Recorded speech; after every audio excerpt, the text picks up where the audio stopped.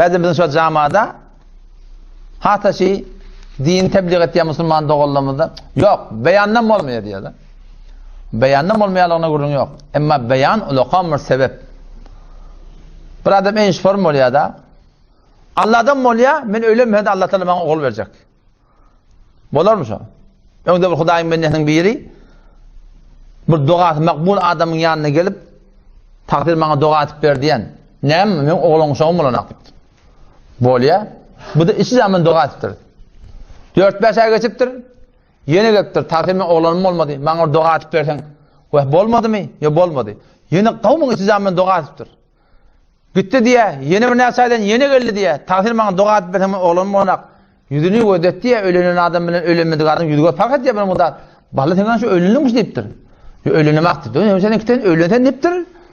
Ondan sonra ben dua edeyim. Yöne dua et. Hudaydan mı oluyor? Oğlan Huday veriyor değil mi? Kıyıp da Huday veriyor. Ekinle Huday veriyor. Ha. Sen Huday veriyor deyip ekmeyecek hantama vallahi. Ne cımatlar? Oğlan veriyor diye oturup dua et. Ölünmüyor yani. Dünya aleme esbab beyandan bulanak.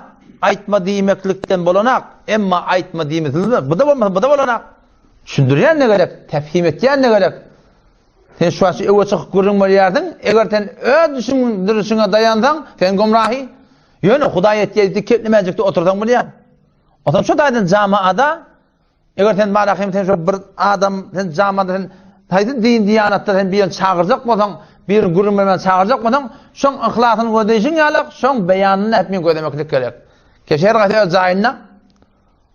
Ya beyandan olmuyor. Beyandan olmayan onun gurrun yok. Ama beyansız da olmuyor. İki rat gurrun başladı o da. Camiada şunun ikisini kastırıyor Allah. Bir var şahsiyet pesendi. Bir var şahsiyet peresti. Şahsiyet peresti hiçbir farkı yok putperestiden. Ama şahsiyet pesendi adam şahsiyet pesent bolyan. Den öz oğlanlığın senden son haytan birini kavrak koyardın. Öz oğlanlığın senden, öz kıyılığın senden son senden hayta bir yere ki dile varrak, edebirrak, ihtiramırrak son kavrak koyardın. Sen doğullığın senden, sen muallimliğin senden, sen çörükhanasının senden, tevaşkarlığın senden, şunun senden hayta ödeyişin avadan etiyen olsa, sen şunu kavuruyardın, şahsiyet pesent ba. Çünkü işin doğru etiyen.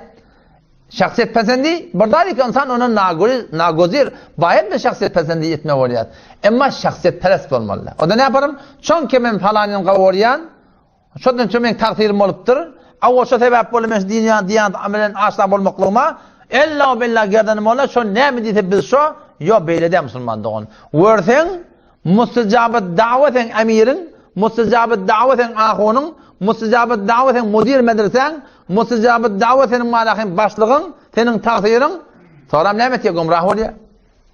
Ya Allah'ın çık ya, kim ayet ya, Kur'an ayet ya. Bel'am benne ba'ura diyen bir alim varmıştık, ben İsrail'de. Mustajabet davamıştık, alimmiştik, şeyle bir alim varmıştık. Allah Teala sonra alim verdik deyiptir. وَاتْلُ عَلَيْهِمْ نَبَأَ الَّذ۪ي آتَيْنَاهُ آيَاتِنَا فَانْسَلَخَ مِنْهَا.